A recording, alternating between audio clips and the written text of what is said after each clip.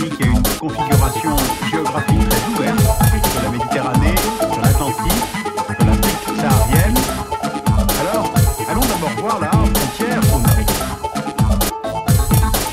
Voici Ceuta et Melilla. Ce sont des enclaves sous souveraineté espagnole placées en territoire marocain. Melilla est à proximité de la frontière algérienne, sur la péninsule de Guelaya. L'enclave fait 12 km et demi de superficie. Elle avait été conquise par l'Espagne en 1497, soit 5 ans après la fin de la Reconquista. Et l'objectif, c'était de protéger l'Espagne des incursions des morts qui pouvaient venir de la mer. Ceuta est à 250 km plus à l'ouest, presque en face de Gibraltar. Elle fut un califat puis un émirat avant de passer sous souveraineté espagnole en 1740. L'enclave est au bout de la péninsule marocaine de Yebala. Elle fait 20 km². C'est un port espagnol et c'est cette frontière-là que tentent de franchir les candidats à l'immigration vers l'Europe. On voit bien ici sur cette carte le no man's land entre le Maroc et l'Espagne. Et bien sûr, le statut de ces enclaves, les points de vue entre Rabat et Madrid sont à l'opposé. Le protectorat franco-espagnol sur le Maroc a duré de 1912 à 1956. Et pour Rabat, ces enclaves sont des vestiges de l'occupation coloniale. Il y a d'ailleurs analogie avec la situation de Gibraltar, qui est britannique, et que Madrid veut récupérer sous sa souveraineté. Mais de l'autre côté, dans la logique espagnole, ces présides, comme on les appelle, ont une existence qui précède la fondation du Maroc moderne. Et d'ailleurs, on observe que ces deux enclaves n'ont jamais figuré au comité des territoires à décoloniser aux Nations Unies, tout simplement parce qu'ils étaient sous souveraineté de l'Espagne avant la formation de l'État marocain. Alors cette situation est paradoxale. Le commerce maroco-espagnol est intense, tout comme la coopération antiterroriste entre les deux pays, mais le litige sur les enclaves reste entier. Maintenant, allons voir la frontière au sud. Pour le gouvernement marocain, le pays fait 713 000 km². Mais le Maroc, internationalement reconnu, indique une superficie de 446 000 km². Eh bien, la différence, c'est le Sahara occidental, qui fait 260 000 km² et sur lequel le Maroc se considère souverain. Eh bien, aucun autre État au monde n'a une aussi grande différence entre la superficie qu'il proclame et celle qui lui est reconnue. Alors, comment est-ce qu'on en est arrivé là? En 1884, l'Espagne obtient des chefs de tribus du Rio del Oro un protectorat sur les routes du désert et sur la côte atlantique. La colonie espagnole s'appelle Rio de Oro, c'est-à-dire la rivière de l'or. Et dans le climat de décolonisation générale de l'après-guerre, cette souveraineté de l'Espagne sur le Sahara occidental est contestée de toutes parts. Par les Bédouins qui habitent le Sahara occidental, par la Mauritanie voisine, qui estime que le Sahara occidental est peuplé de tribus nomades de même origine ethnique que les Mauritaniens, et par le royaume du Maroc, qui estime que son territoire est un État non reconnu dans ses droits historiques, des droits que vous voyez représentés sur cette carte d'un grand Maroc. Car historiquement, les sources de richesse du pays, notamment l'or, sont toujours venues du sud. Les caravanes partaient des mines d'or situées entre la boucle du Niger et le fleuve Sénégal, puis transitaient par le Maroc.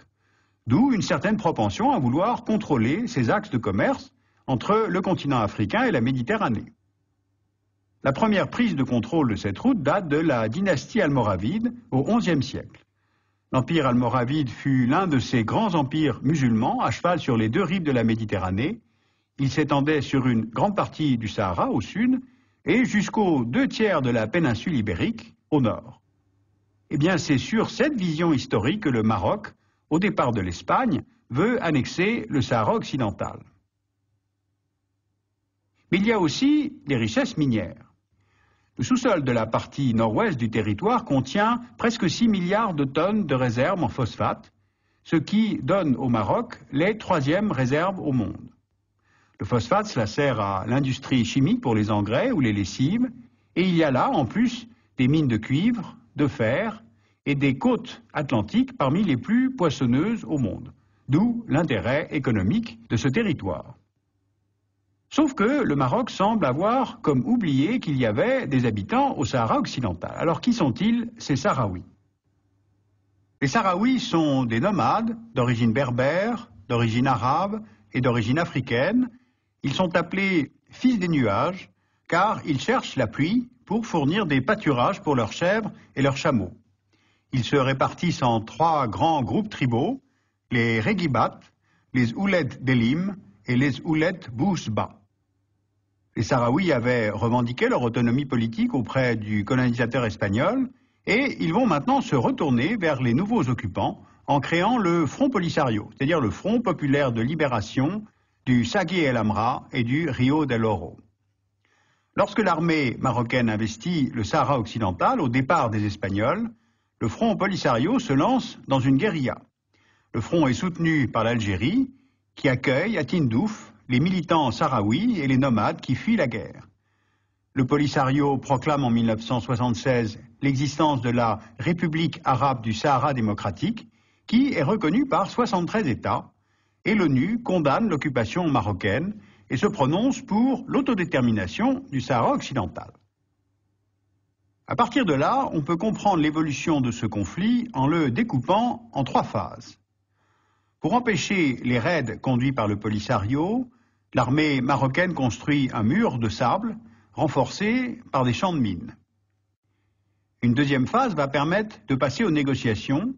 Un cessez-le-feu est signé entre le Polisario et le Maroc en 1991 grâce aux Nations Unies et Rabat accepte l'organisation d'un référendum sur l'autodétermination du Sahara occidental sous le contrôle de l'ONU. Troisième phase, pour voter, il faut recenser. Et se met alors en place ce qu'on a appelé la guerre des listes, les 2 parties ne parvenant pas à trouver un accord sur le corps électoral. Le Maroc veut compter plusieurs tribus installées dans le sud marocain, soit à peu près 65 000 personnes de plus à recenser, ce que refuse le Polisario, estimant que leur vote est gagné d'avance pour leur attachement au Maroc.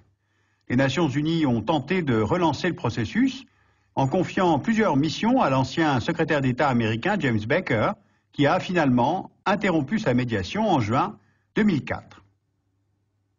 Alors où en est-on aujourd'hui? Eh bien pour le Maroc, le Sahara occidental est marocain, comme d'ailleurs l'affichent toutes les cartes officielles du pays. La région s'inscrit dans les 16 régions administratives qui forment le royaume. Le Maroc a déjà investi à peu près 3 milliards de dollars sur presque 30 ans pour aménager des logements, des infrastructures dans cette nouvelle province. Mais le Polisario, qui a été renforcé en 2004 par la reconnaissance de la République sahraoui par l'Afrique du Sud, le temps ne semble plus jouer en sa faveur. Sa survie dépend de sa victoire au référendum, voire de sa simple organisation. Donc il tire parti de ces constants reports.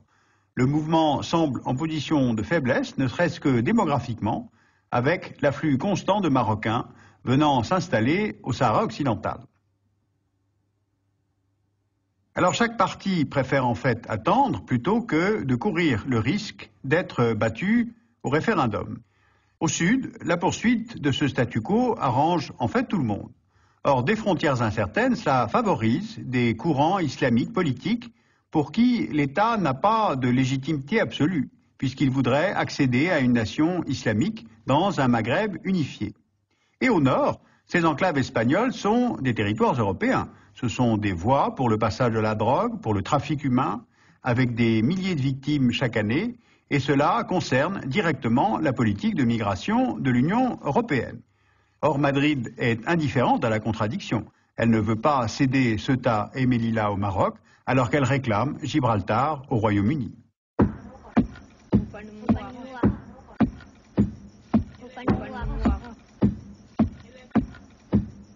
Pour approfondir cette question, vous pouvez lire les études de la documentation française, la revue Afrique du Nord-Moyen-Orient, où il y a tout un article sur le Maroc stable ou immobile, on se pose la question.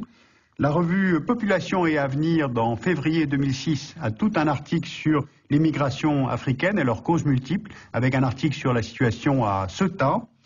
Les éditions de l'Harmattan ont publié L'insurrection sahraoui, de la guerre à l'État, 1973-2003, donc chez l'Harmattan. Et puis le Monde diplomatique vient de publier sa nouvelle édition de l'Atlas. Je vous en recommande vivement la lecture, donc un atlas aux éditions du Monde diplomatique.